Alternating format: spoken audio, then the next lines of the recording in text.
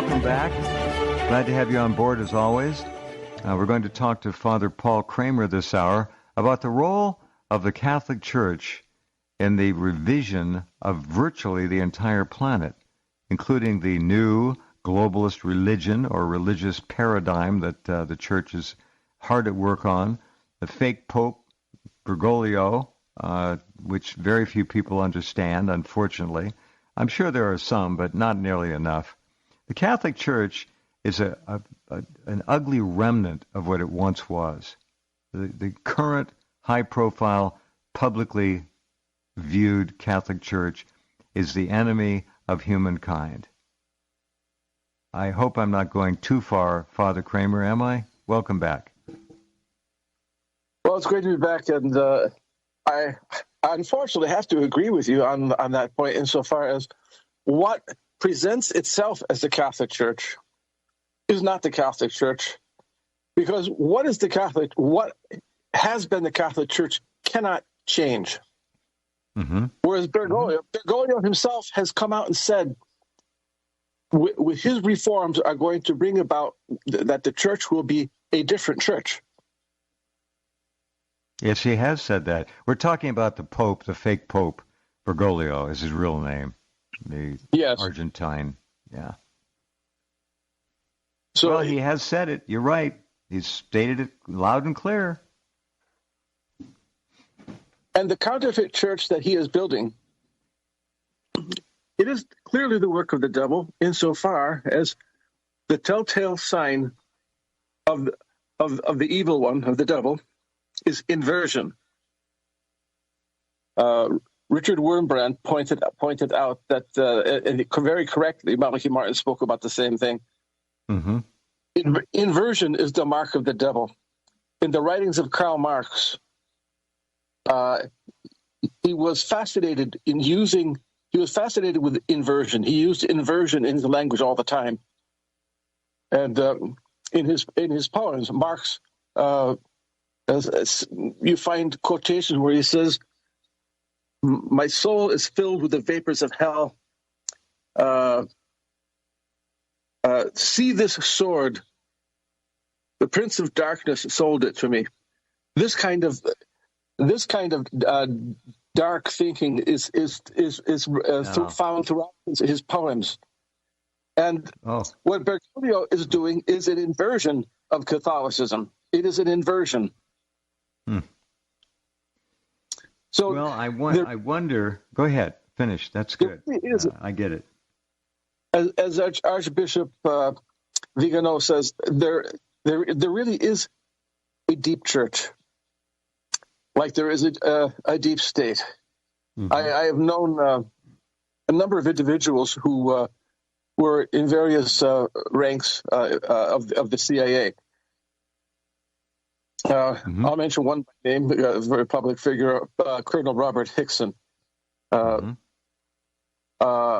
Another one I spoke with told me, he was a collaborator with I won't mention names, but with the president of a country allied to the United States. Okay. And I've known others, and what they speak about, they have spoken about the deep state. There is a deep state. It has mostly been people in mid-level management positions in the agency. So the top man in the agency comes and goes. The lower ranking people simply follow orders.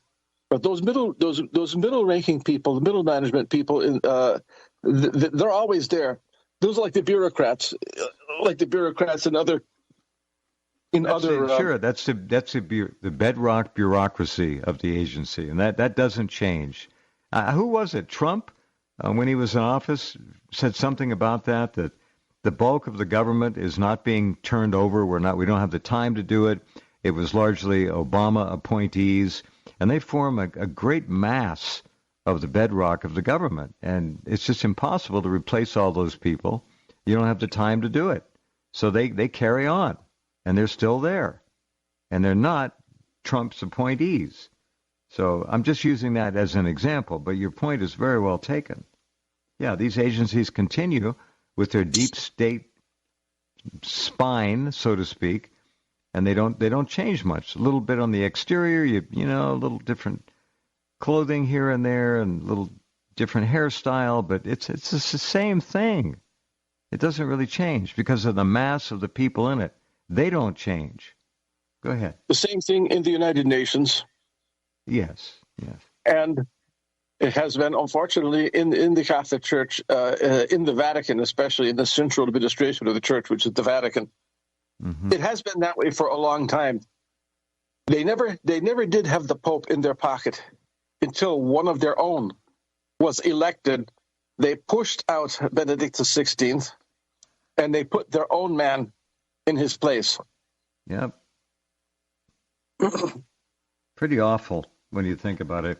Now, let me ask you this, as I've just made that example of how any agency or large governing body pretty much stays the same because of the bureaucratic nature of the process.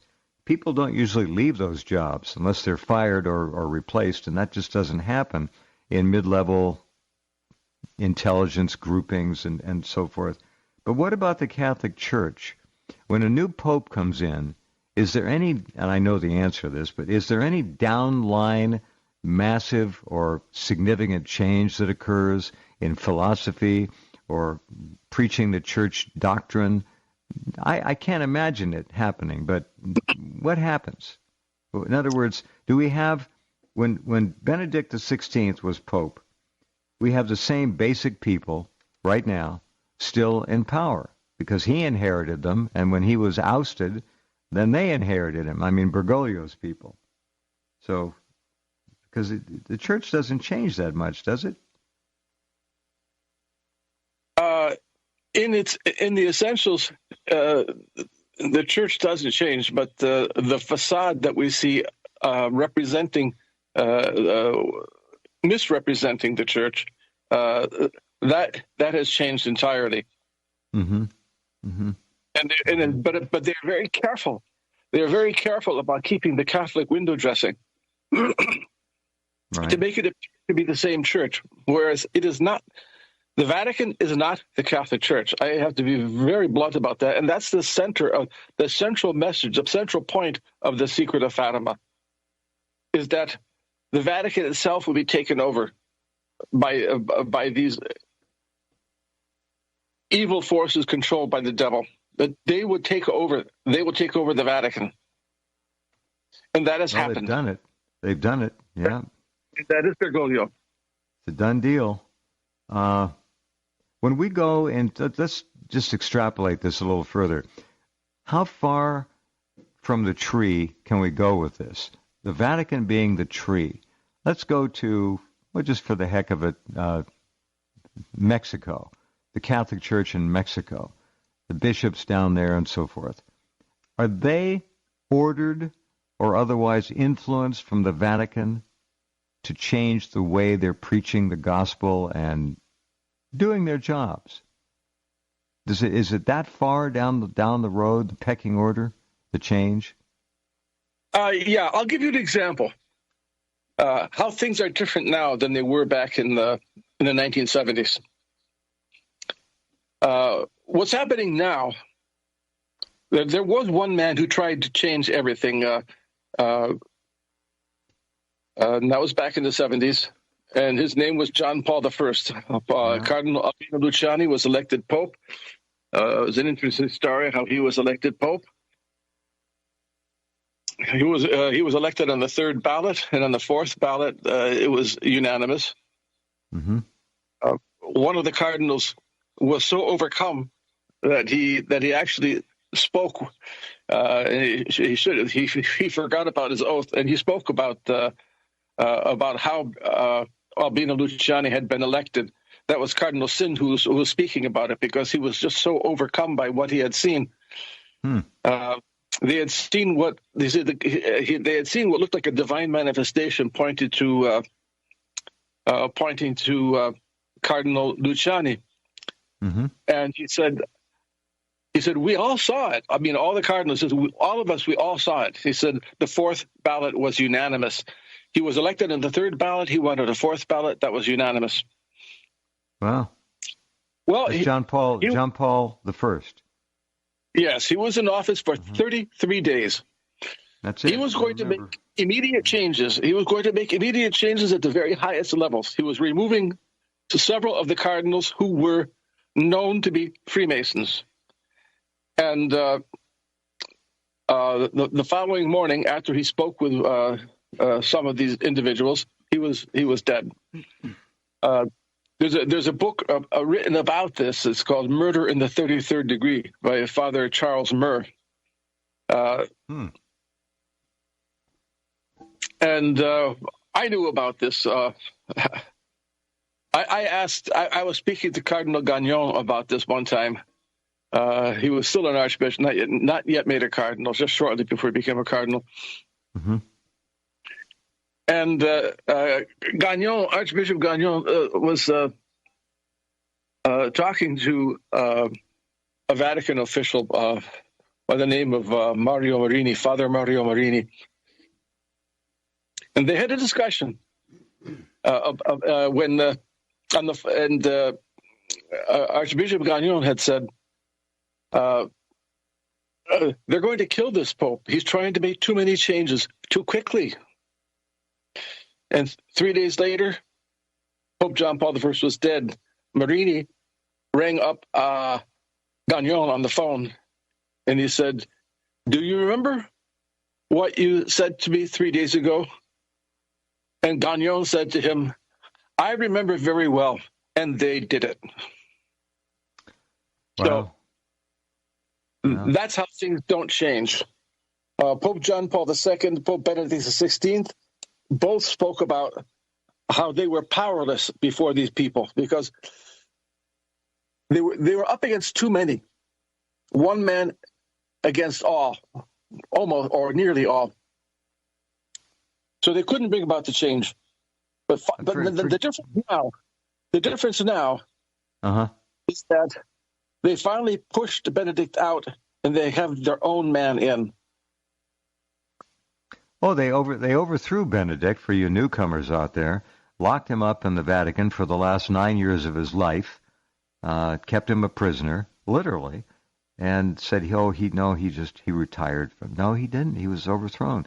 When you say there are too many of them, for our listeners, we talking about the cardinals? What are we talking about here?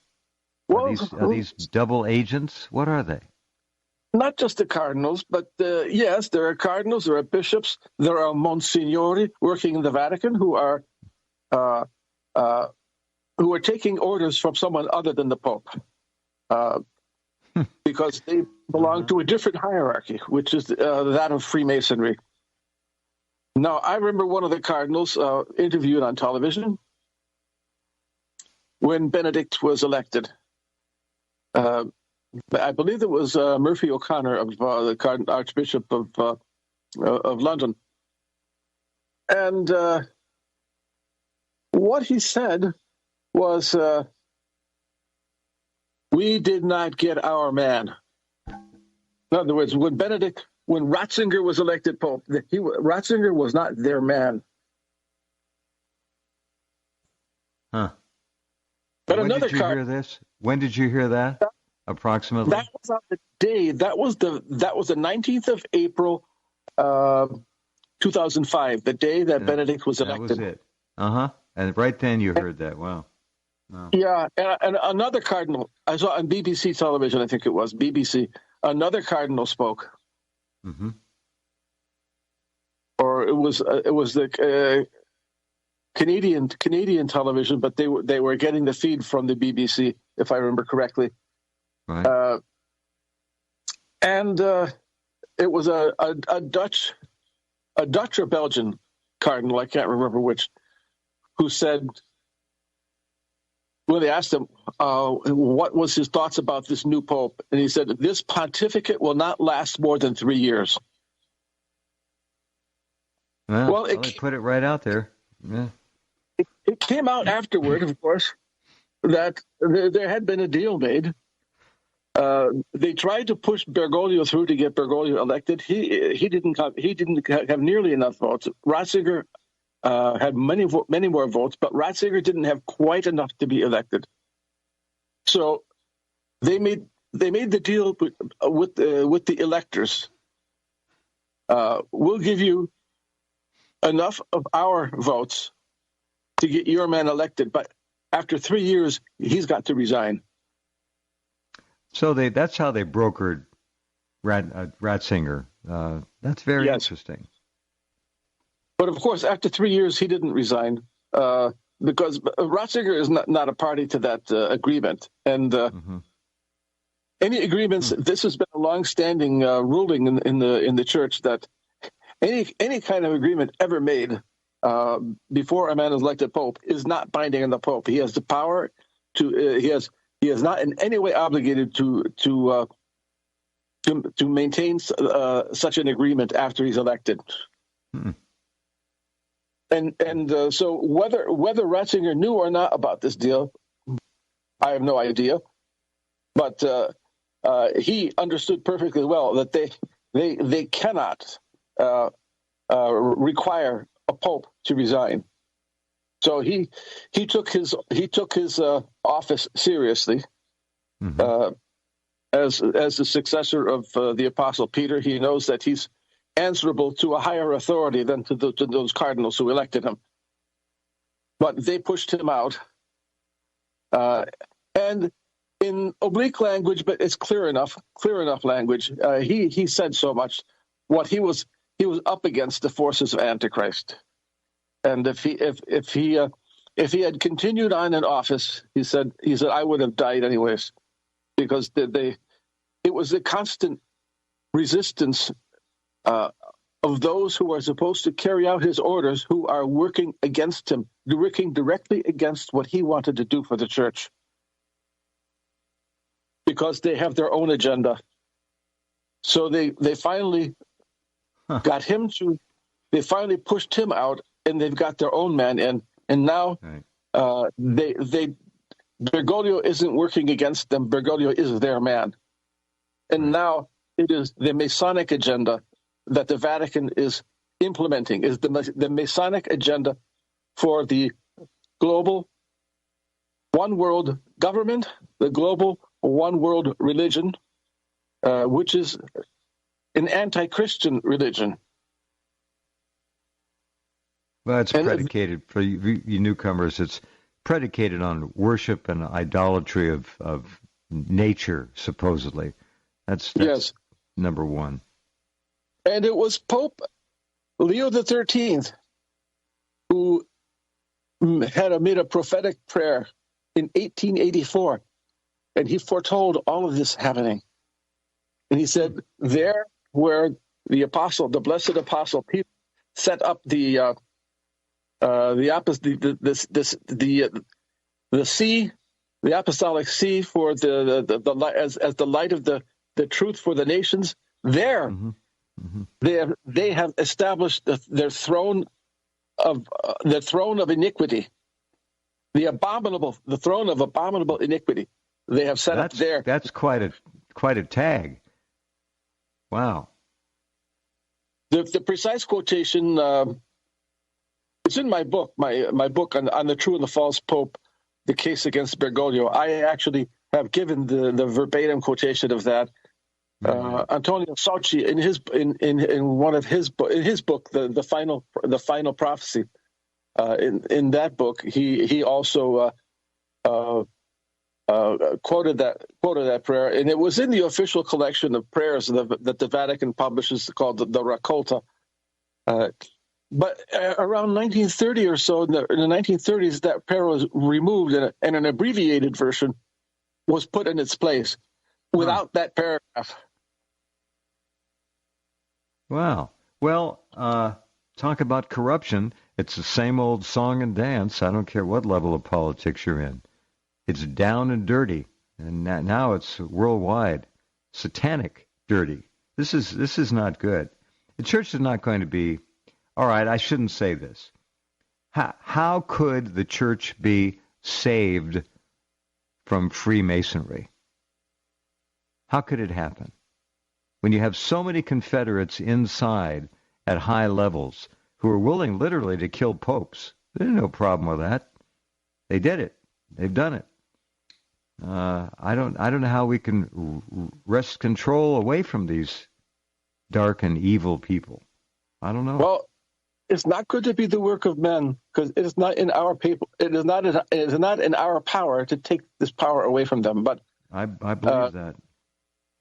But there is one who has the power, and he has spoken long ago, and his words are recorded in the Bible, and he has foretold what he intends to do with them, and it is going to be the wrath of God is going to strike them down. Their days are numbered. Yeah. Their days are numbered. They will be overthrown. I'm glad to hear this. These are incredible times, the end times, so to speak. Back in a minute with Father Paul Kramer. Stay right there. We'll be back.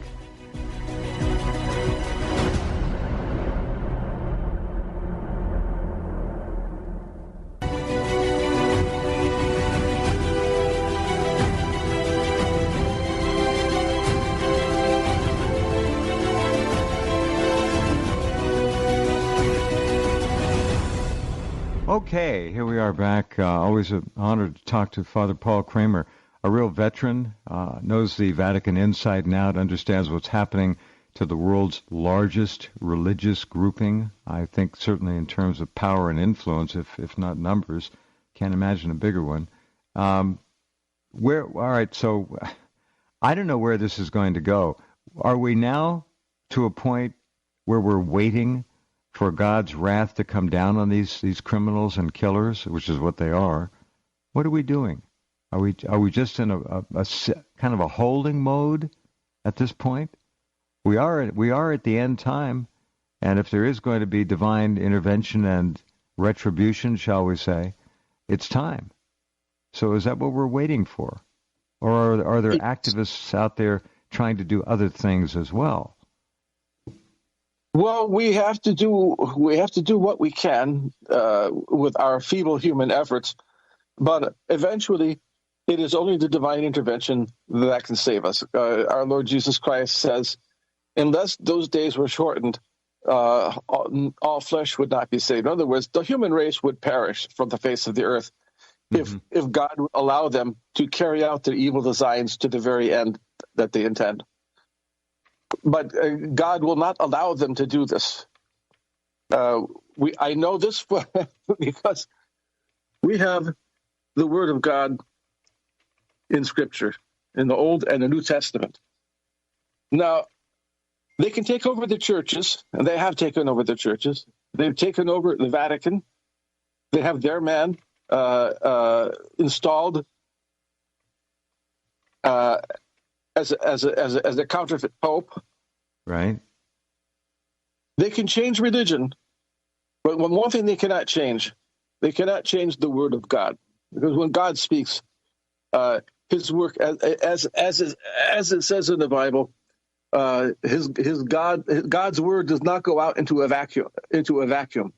It accomplishes His work, and so they can take over the structure, the ruling structure of the church. They can silence the preachers of the church of the truth. But the one thing they cannot do, and it's the words of Jesus Christ, the Scripture is not dissolved. They can take over the buildings. They can take over the infrastructure and the institutions, the parishes, the dioceses. One thing they cannot do, they cannot dissolve the Word of God. That testifies against them, and it tells us in explicit terms exactly what is their end and how God is going to intervene. And it is in the book of the prophet Ezekiel. But those super rich are going to be in such a state of despair. They will take their precious metals, their gold and silver, they will throw it into the street in despair. Uh-huh. That's the end that awaits them. The super rich are going to find out when it's too late for them that their power has been taken away, because it's a power that they never owned. It's a power that they usurped, and God permitted it. God only permitted this. But it is He who governs the universe. He who governs the world. He who created the universe governs the universe. And I hope. He will not allow men to prevail against His almighty will. Sounds fine to me. I'm so tired of corruption and criminality and psychopathy and all the rest of it. We need a house cleaning the likes of which we've never seen on this planet before. It's almost as if you empower human beings with the ability to do something wrong or immoral. They're going to do it. Not all of them, but many of them. And many of them are going to submit to being controlled by that kind of an ethos, which is very bad news. And the method that they use, for example, what is in Bergoglio's modus operandi, unfortunately, they speak out of both sides of their mouth. Oh, sure. It is perfect equivocation. So they are promoting the agenda of Freemasonry, the New World Order, the Great Reset, all of those things. It is going to be a fusion, a Hegelian synthesis of Marxism and Nazism, that these two things are being fused together into one great evil system. And they're promoting this in the United Nations. Is going to be the global government to rule over the nations, right? And to somewhat camouflage this, Bergoglio speaks with Christian vocabulary, but he uses it in a completely different sense than what people who have faith in the Word of God have a different understanding than what Bergoglio intends. He's not a Christian, is he? No, he's not. Mm-hmm. He is of the other religion. He is right. What Freemasonry says about itself. We are the anti-church. We are the other church. We are the church of heresy. I quote that in my book, the precise quotation, where at a major Masonic gathering, one of them actually came out and said that we are the other church. We are the anti-church. That's the church that Bergoglio belongs to. And your book, go ahead. I don't want to go into too much detail. I don't want to reveal the source because we're talking about someone who's still alive. But it is one of the cardinals who let this be known to a select group of individuals, myself included, that Bergoglio is answerable to the Grand Lodge of Buenos Aires. Okay. He's a Mason. He is a Mason. Mm-hmm. Mm-hmm. Has your book had an impact? I'm sure, I haven't read it, but I'm sure it's a powerhouse of truth. How has it been received? Is it considered a black book and not to be touched? Has it been embargoed? What is the church reaction to your book? Well, it's happened already with my books. in the seminaries, of course. The word has reached me that in certain seminaries, any seminarian caught with my books will be expelled from the seminary immediately. Wow. Well, that's what I was trying to find out. Now I know. Yeah, However, too hot to handle. Yeah. However, there are people in the hierarchy, I'm talking about bishops and cardinals now, who agree with me, who do agree with me, but they won't talk openly about the book, about my book, and I don't expect them to, and I don't want them to. I don't care. What I want them to do is act. What I want them to do is to act on what I have proven, what I have documented in my book, and there is a growing number of bishops and cardinals.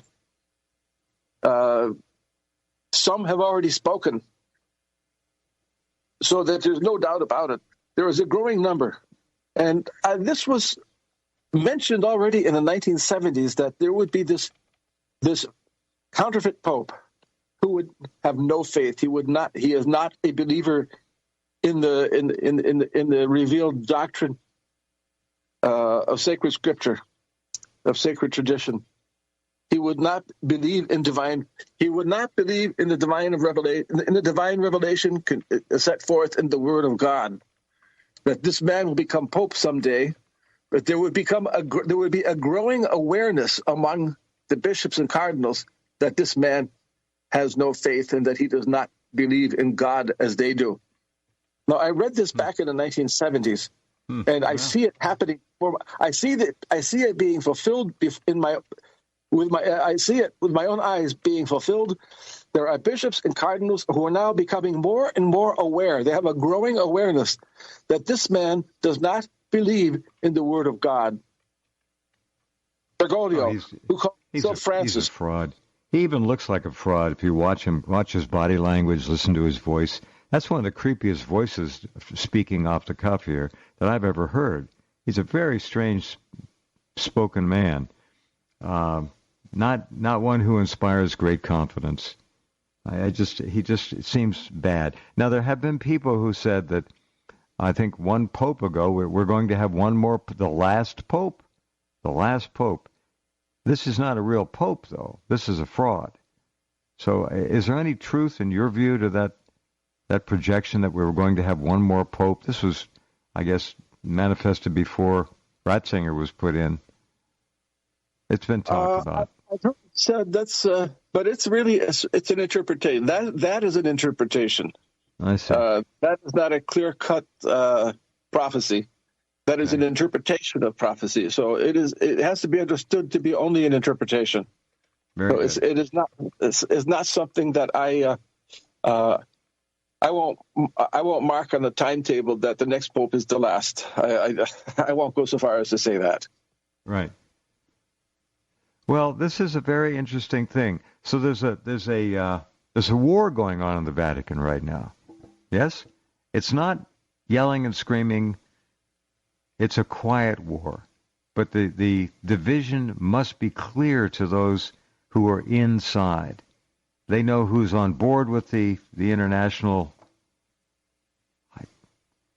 the movement to subvert the church and reinstall it as the New World Order's.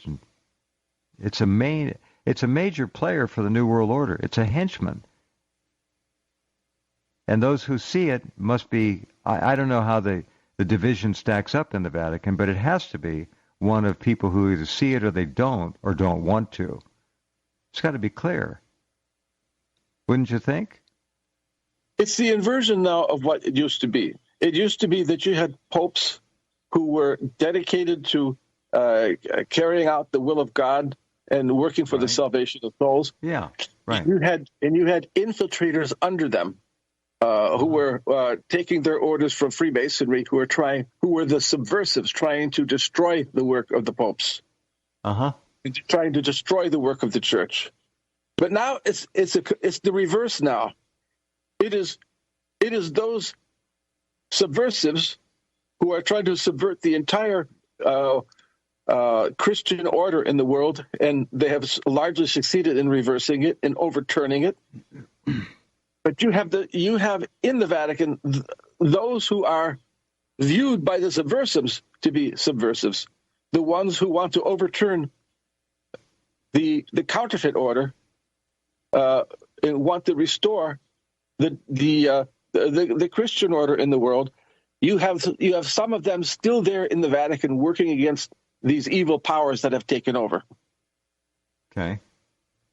Unfortunately, because Bergoglio is one of them, they have the power of, when they find out that there's someone working for God and for Jesus Christ in the Vatican, they eliminate them. They move them out. They marginalize them, like they did with the Cardinal Burke, like they did a number of other cardinals. Cardinal Rense was taken out of the even before he was made a cardinal, he was taken out of the Vatican.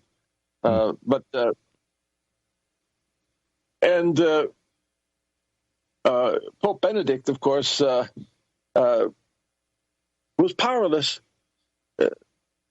Many men were made bishops, and the Pope didn't want these men to be made bishops, but they were made bishops anyways.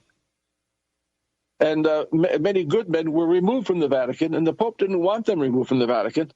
But this is Benedict we're talking about? For Benedict and John Paul II, okay. Things are different. When the man in charge is working for the devil and working for Freemasonry, it's much more difficult to fight against them. Mm-hmm. Even when a man is compromised, like Paul VI, who was very compromised, but still he would not cross a certain line, and neither would John Paul I. Neither would John Paul II. John Paul II. Neither would Pope Benedict. Paul VI, as compromised as he was with Freemasonry and the agenda of Freemasonry, he would not cross the line into apostasy and to work for the evil agenda openly and willing. He was not willingly working for the evil agenda, even though his mind was corrupted, and much of what he was doing was carrying out their agenda, even though in his heart he was not for that agenda. But what happened under Paul VI is the opposite of what's happening today. There was in Mexico Masonic bishops, those Marxist bishops who were going to be nominated and put into going to be made bishops of dioceses and going to be given high positions in the church. There was one man in the Vatican who had been in Mexico for a couple of years, and he understood who these men were. And I'm talking about Monsignor Mario Marini. This was before he became the secretary of the Sacred Congregation for Divine Worship. This was when he was in the Secretariat of State. He was working as what they call a minutante in the Secretariat of State. And he went to Cardinal Benelli, Archbishop Benelli at the time, and he pointed out which ones were the Marxists, which ones were Freemasons working against the interests of the church, against the gospel, and working for the Freemasonic agenda, working for the communist agenda. There were about something like about 30 names, and Archbishop Benelli, who was the substitute Secretary of State, was able to have those men removed from the list of nominees, and they were more worthy Catholic men who were nominated in their place. Now, that's the kind of thing that could happen when you didn't have one of their men like Bergoglio running the show. You still had people who could fight against their agenda effectively, and that is what Cardinal Benelli did. with the help of Monsignor Marini. Now, unfortunately, with Bergoglio in charge, someone like Marini would be put into early retirement or be fired. They can do that, huh? So there's no Marini, guarantee of longevity. All right, I see. Marini was fired at one point, but that's a long story. The Cardinal Gagnon was Archbishop Gagnon at the time was carrying out an apostolic visit of the Roman Curia. He was investigating the Roman Curia, and one of his collaborators was Marini, and Marini was eventually removed. He was fired, just thrown out like a dog. And those suspected of working with him, myself included, we all suffered repercussions. We were all sent to the equivalent of the church's equivalent of Siberia. No kidding. Wow. Not good. I was sent out of Rome, sent to the Philippines, and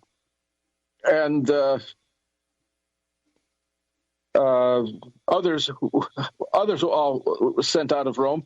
Cardinal Palazzini himself told me years later, he says, you can come to visit Rome, but you cannot stay in Rome. If you stay in Rome, they'll get you. Wow. So wow. I had no idea. That's what Cardinal Palazzini told me that. How did you overcome your banishment?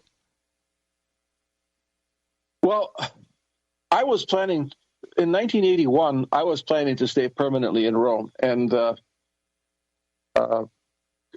Cardinal Benelli wanted to have me made a bishop, but things worked out differently. Benelli had a heart attack, and he died as Archbishop of Florence, and I've never been able to return to Rome for any length of time. I can go for a few weeks at a time, but I can't. I was told not only by Cardinal Palazzini, but another American Monsignor told me the same thing. There's no, you can't stay in Rome. You can't live in Rome. You can't reside in Rome. So, with no connection between them, this cardinal and this American Monsignor both told me the same thing. That I could not live in Rome. Well, that was because I had testified. I had given testimony against one of the cardinals, and Cardinal Palazzini was authorized by John Paul II, Pope John Paul II, to carry out an investigation. After the first investigation was such that. The testimony was ignored, and the verdict was against the witnesses rather than against the criminals. So when that reached John Paul II, he instructed Cardinal Palazzini to carry out a new investigation, and. The Cardinal Palazzini told me all of my testimony was corroborated and proven to be true.